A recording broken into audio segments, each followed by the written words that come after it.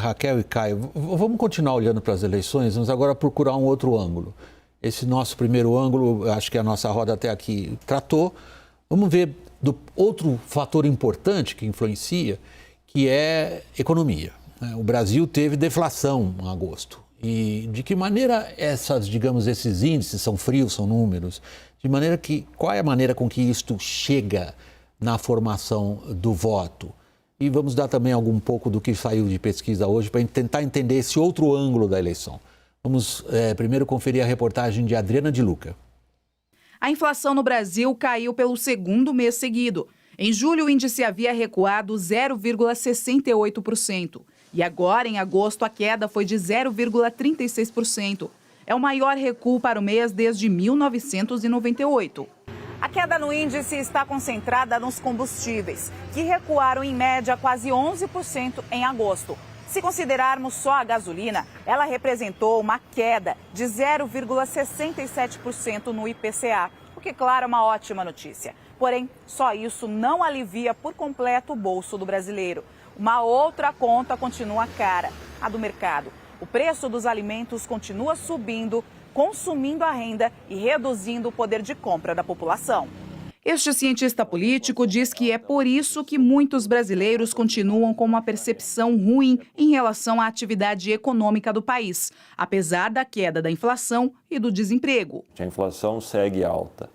E quando a inflação é alta, ela atinge sobretudo as camadas de mais baixa renda. E é por essa razão que a chamada inflação dos alimentos é algo que faz com que a população não consiga perceber no seu cotidiano os benefícios daquilo que os indicadores têm mostrado, que é uma melhora da economia. A Josenir, de fato, não consegue ver melhora na economia. Aos 45 anos, trabalha informalmente como diarista e manicure. E mesmo com a jornada dupla de trabalho, ela não consegue manter as contas de casa em dia. Está muito caro o alimento, a carne, os legumes, as coisas principais que o pobre precisa.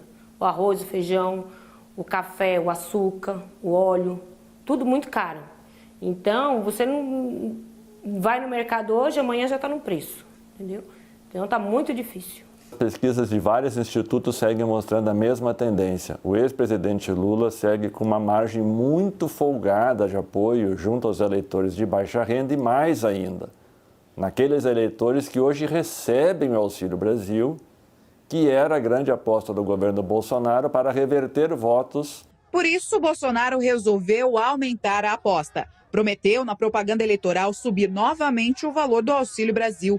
O presidente disse que quem hoje recebe R$ 600 terá um acréscimo de outros R$ 200 caso comece a trabalhar. Para este economista, um novo aumento, se aprovado, vai favorecer a população. Mas o impacto eleitoral da promessa seria pequeno. É um recurso importante que vem ali em boa hora, um bom momento para elas resolverem ali problemas de curto prazo. Mas essas famílias também têm do outro lado da mesa essa inflação, essa perda de renda, enfim, todas as outras variáveis econômicas que para elas ainda continuam trazendo um efeito muito negativo.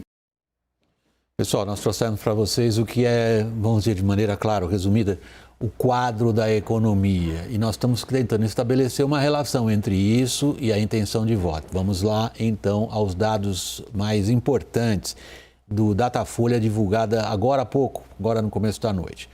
Lula manteve as intenções de voto em 45%, Bolsonaro subiu 2 pontos, passou de 32% para 34%. Ciro Gomes foi de 9% para 7%, desceu. Simone Tebet manteve os 5% das intenções de voto. Num segundo turno, que é o que pelo menos esses resultados sugerem que vai acontecer, Lula manteve 53% das intenções, Bolsonaro passou de 38% para 39%. Do ponto de vista jurídico, importante agora que eu mencione que a margem de erro da pesquisa é de 2 pontos percentuais para mais ou para menos, e o nível de confiança dessa mesma pesquisa é de 95%. Thaís, quando publicávamos a reportagem da nossa Adriana, a nossa tarja, como a gente fala embaixo, dizia, a economia até aqui alterou pouco. O que está acontecendo? Está alterando pouco ou a alteração ainda não se fez sentir? Qual é a sua forma de perceber essa relação entre economia e resultados como esse do Datafolha? William, tem alguns dados interessantes no Datafolha de hoje, que mostra que o presidente Jair Bolsonaro tem subido no eleitor médio, da classe média. E há uma convicção ali dentro da campanha, dentro do governo, de que as medidas econômicas estão conversando, sim, de fato, com esse eleitor. Por outro lado, lá na campanha do PT, a avaliação é de que, sim, essa melhora na economia, ela tem uma influência nesse resultado, nesse crescimento do presidente Jair Bolsonaro, ainda que no Datafolha dentro da margem de erro, mas há uma avaliação de que também essas medidas econômicas elas têm um teto, porque na avaliação do QG do PT, tudo que podia ser feito já foi feito. Hoje, o presidente trouxe o tal dos R$800. Fui tentar entender dentro do governo, até o Caio pode falar isso, porque nos nossos grupos aqui a gente falou sobre isso, me lembraram que é uma medida que já tinha sido colocada na rua pelo Ministério da Cidadania e que é tida como uma espécie de porta de saída do programa assistencial. O que não fica claro, né? É uma tentativa de falar com esse eleitor da classe pobre, que, como disse o nosso entrevistado, está com Lula neste momento. Eu acho que todo o nosso público, começando por mim, estamos curiosos de saber o que é que vocês andaram falando nos grupos. Caio, por favor, aí, se não for revelar nada impublicável. Não. O que vocês, analistas, estão falando? A Raquel está quietinha, mas você também está nesse grupo, Raquel? Tá. É só eu que não estou. Não estou. Então eu queria saber. O que os analistas aqui da roda de análise do WW estão considerando sobre o impacto da economia na intenção de voto? O que aconteceu? No horário eleitoral gratuito de ontem, o Bolsonaro lançou um bônus, R$200 a mais para quem procurar emprego. Quem arrumar emprego, conseguir emprego. Aí a gente debateu, isso é novo, isso é velho, tal, isso aí, de onde saiu isso?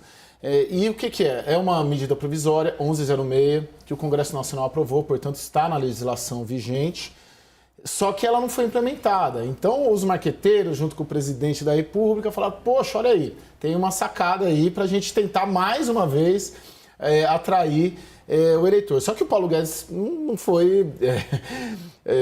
não tem ainda uma definição de onde tiraria esse dinheiro, não se sabe quanto custa esse programa, mas isso foi visto dentro da campanha do Bolsonaro. A Thaís falou com a turma, eu sei que o que a Raquel falará daqui a pouco, eu sei a opinião dela. Ele sabe que eu discordo. Eles colocaram como uma nova estratégia, bondade, sacada para tentar atrair esse eleitor. Deixa eu organizar um pouco essa nossa conversa, né, para o bem e do entendimento geral. Primeiro ponto que a gente está tentando estabelecer, Caio, Raquel, Thaís, se a economia está se comportando como nós mostramos, com deflação, por que isso não apareceu no Datafolha? Ou se apareceu, por que não apareceu na maneira como se pensava? Número 1. Número 2, por isso que eu estou organizando a conversa. O que é que se pensa como armas ainda a serem empregadas? A Thaís sugeriu que as armas já foram todas colocadas em campo. Vamos ao primeiro ponto, então, Raquel. Vamos, primeiro ponto. Por que não aparece de uma forma efetiva nas pesquisas? Pelo aquilo que a Thaís colocou. Está conversando ainda com o eleitor da classe média. Quando você reduziu principalmente o preço dos combustíveis, você falou com esse eleitor. Esse eleitor percebeu e respondeu. A intenção de voto de Bolsonaro melhorou. Mas como essa deflação só começa a chegar agora no preço dos alimentos, esse foi o primeiro mês em que o preço dos alimentos mostra estabilidade, ou seja, os alimentos continuam muito caros no acumulado em 12 meses, o eleitor mais pobre ainda não sentiu esse efeito a despeito do pagamento dos R$600. Então, não teve esse impacto efetivo para esse eleitor. Sabe aquela corrida que talvez não dê tempo de terminar, William? Porque a tendência do preço dos alimentos é de queda. Vai dar tempo de beneficiar o Bolsonaro? Vamos para o ponto número 2, Thaís. Todas as armas já foram colocadas em termos de dar à economia a feição que ela hoje apresenta, mesmo que se a gente acha que isso vai continuar por muito tempo, não é. O relevante agora é saber, até as eleições, que impacto ela tem. Dá tempo ainda de colocar mais armas nesse campo? William, assim, não me parece que tenha mais elementos para colocar, porque embora faltem 20 e poucos dias e tudo pode acontecer. O próprio presidente Jair Bolsonaro disse numa conversa recente que ele acredita que a eleição vai ser definida nos 3 dias anteriores a 2 de outubro. Não vejo mais elementos para colocar na rua. O governo fez, de uma maneira bastante incisiva, adotou medidas bastante incisivas para reduzir aquilo que ele conseguia, combustíveis principalmente. A gente viu a série de medidas. E aí, essa deflação não chegar na população mais pobre é muito significativo, porque, afinal de contas, essa população, ela corresponde a uma grande fatia do eleitorado. E a gente vê que esse eleitor não consegue sentir no bolso ainda. Então, Caio, concluiu, Thaís? Não, eu acho que é por isso que ele vai e recorre a uma medida que está lá na gaveta, que não foi colocada na rua ainda, e tenta jogar como uma promessa de campanha, na tentativa de dizer para esse eleitor que, comigo você vai ter um auxílio maior, mesmo que não seja isso de fato. Bom, eu gosto de tratar essa eleição como Lula favorito, mas não uma eleição ainda definida. Ponto 1. Mas esses são os meus cânones aqui da cobertura. Ponto 2. Ainda acho que a eleição, seja no primeiro ou no segundo turno, é o momento que ela será decidida. Seja na última semana do primeiro turno e na última semana do segundo turno, se houver segundo turno, porque sempre é assim. O volume de decisões ocorre nesse período. Ponto 3. Se a gente pegar em maio, eu estava olhando aqui o Datafolha, o presidente Bolsonaro tinha 27, ele subiu 7 pontos. Até 34 e o Lula caiu de 48 a 43. De alguma maneira tem surtido efeito. Não é o efeito esperado pela campanha governista, mas tem surtido efeito a ponto de hoje você ter um cenário de segundo turno. Mas esse efeito não é só a economia. A recuperação dos evangélicos é muito forte nisso aí. Não, estou falando em termos gerais. Ponto 4 ou 5. Uma eleição de segundo turno é uma nova eleição. Se você tem uma diferença, a dependendo das pesquisas, Datafolha dá de 14 pontos. Tem pesquisa que dá 10. Tem pesquisa que dá 8. A gente tem que lembrar que num segundo turno, um ponto vale 2, porque um tira do outro. Então, se são 10 pontos de diferença do Lula para o Bolsonaro do segundo turno, é bastante coisa? É bastante coisa. Mas se o Bolsonaro tira 5, o outro perde 5, você empata o jogo. Okay. Então, é uma nova eleição. Mas deixa eu... Mas eu queria falar um pouquinho se tem armas ainda na mesa. Só para finalizar. Foi isso que o Caio tinha mencionado. Lula favorito, mas a eleição ainda não está definida. É a minha tarde, a minha manchete. Tá, hoje eu queria acabar logo essa sexta-feira da tarde. É isso aí, né? Isso aí não se fala mais. Ponto. Period. Raquel. Nos últimos dias, os 2 candidatos vieram com promessas em relação à política de transferência de renda, né? O Lula disse, vou pagar R$ 150 a mais para crianças entre 0 a 6 anos. E Bolsonaro disse, vou pagar R$ 200 a mais para quem conseguir trabalho. Eu, por vício, sempre gosto de olhar se aquilo tem mérito. Não é só uma promessa eleitoral. A proposta do Lula, ela tem problemas, mas ela tem mérito. Você focalizar a transferência de renda na criança é importantíssimo, porque é nessa fase que você desenvolve a criança e ela precisa de um ambiente tranquilo para se desenvolver. Você consegue realmente tirar essa criança da pobreza, garantindo o desenvolvimento nessa primeira idade. Agora, dentro do PT, eu tenho certeza que os técnicos sabem que não dá para manter o Auxílio Brasil do jeito que está, que é pagando R$ 600 para todo mundo, independente do número de pessoas da família, pagando R$ 600 para esse número muito grande de pessoas que está sendo atingido, não só a extrema pobreza, que vai ter que ser focalizado. Ponto. Bolsonaro.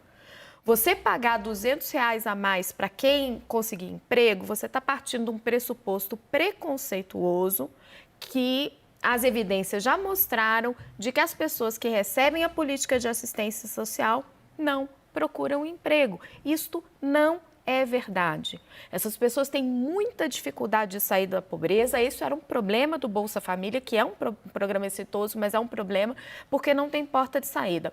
Como se faz, por exemplo, no Chile? Você tem programas de acompanhamento, onde o assistente social vai na casa dessa pessoa e desenvolve com ela um projeto de vida. Então, ele pega aquela mãe de 3 filhos que está ali totalmente desesperada e vai desenvolver com ela. Se ela vai costurar, se ela vai fazer doce para fora, se ela vai se juntar com as vizinhas e fazer uma cooperativa, ou se ela pode conseguir um trabalho. E aí sim, vai desenvolver um mecanismo para tirar ela da pobreza.